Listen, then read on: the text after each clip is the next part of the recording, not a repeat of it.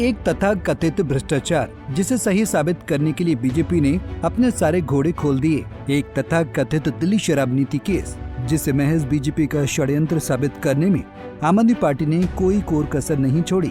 अब उसमें बड़ा टर्निंग पॉइंट आया है। आरोप प्रत्यारोपों के बीच आम आदमी पार्टी के नेशनल कन्वीनर और राष्ट्रीय राजधानी दिल्ली के मुख्यमंत्री अरविंद केजरीवाल देश की सर्वोच्च अदालत से हासिल हुई रिहाई के बाद अब 2 दिन के बाद अपने पद से इस्तीफा देने वाले हैं। आम आदमी पार्टी के दफ्तर से 15 सितंबर को बड़ा ऐलान करते हुए उन्होंने विपक्ष और अपने विरोधियों को भी चौंका दिया।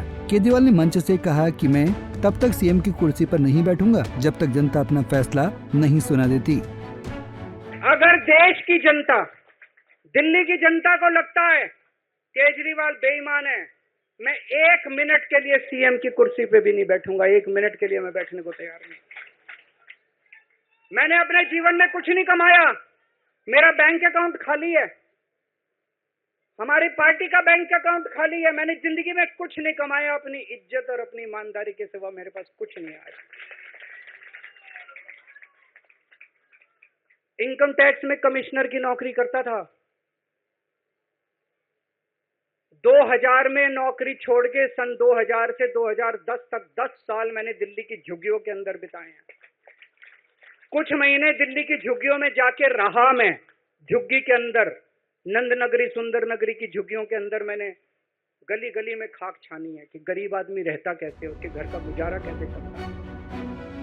हम सब इस बात से वाकिफ हैं कि आज से कुछ महीने बाद दिल्ली के चुनाव हैं। ऐसे में केजरीवाल के इस्तीफे के कई मायने निकाले जा रहे हैं। बीजेपी के सीनियर लीडर सुधांशु त्रिवेदी का कहना है कि अरविंद केजरीवाल मात्र पहले ऐसे शख्स हैं जिन्होंने जेल जाने के बाद भी इस्तीफा नहीं दिया है। तो वहीं इस्तीफे के ऐलान के बाद संपूर्ण बीजेपी का कहना है कि अरविंद केजरीवाल ने खुद के बनाए नियम तोड़े हैं। दिल्ली की राजनीति को बेहद करीब से जानने वाले राजनीतिक मठाधीशों का मानना है कि ये फैसला पार्टी का फैसला नहीं है, बल्कि अरविंद केजरीवाल का निजी फैसला है। दिल्ली की जनता अगला सीएम किसे चुनेगी और बैलेट पेपर्स जानते हैं, लेकिन अरविंद केजरीवाल की तरफ से इस्तीफे का ऐलान इस बात की स्पष्ट बयानगी है कि आम आदमी पार्टी इस आत्मविश्वास से भरपूर है कि वो एक बार फिर दिल्ली में बनाए जा रहे बीजेपी के राजनीतिक किले को ढा देगी और अरविंद केजरीवाल एक बार दिल्ली की कुर्सी पर विराजमान होंगे। एक बात और, अरविंद केजरीवाल ने ये भी साफ कर दिया कि उनकी जगह डिप्टी सीएम रहे मनीष सिसोदिया को भी दिल्ली का मुख्यमंत्री नहीं बनाया जाएगा। इसके बाद कयासों का बाजार गर्म हो गया कि आखिर पार्टी से वो कौन नेता होगा जो इस पद को संभालेगा।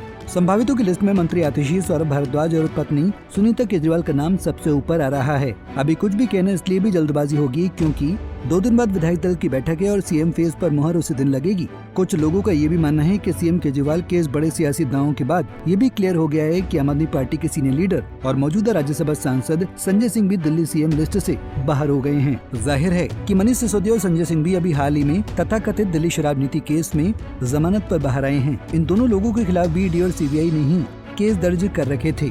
इस मामले में करीब 17 महीने जेल में रहने के बाद सिसोदिया को सुप्रीम कोर्ट ने बेल दी है। तो वहीं संजय सिंह को मनी लॉन्ड्रिंग के आरोप में ईडी ने गिरफ्तार किया था। संजय सिंह को भी कोर्ट ने जमानत पर रिहा कर दिया था, लेकिन कुछ शर्तें लगाई थी।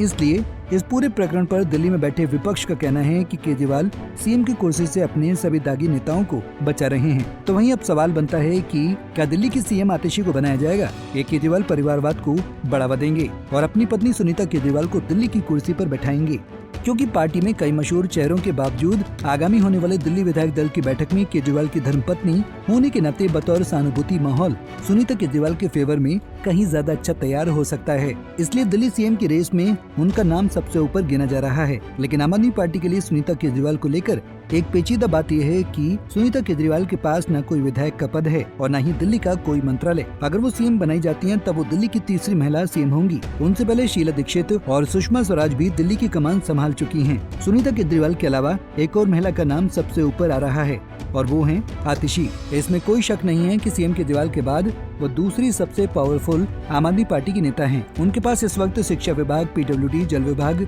राजस्व योजना और वित्त विभाग हैं। खैर, अभी तक कयासों का बाजार गर्म है, लेकिन जैसा कि हमने आपको बताया कि सीएम बनने के चांसेस सुनीता केजरीवाल के कहीं ज्यादा दिख रहे हैं।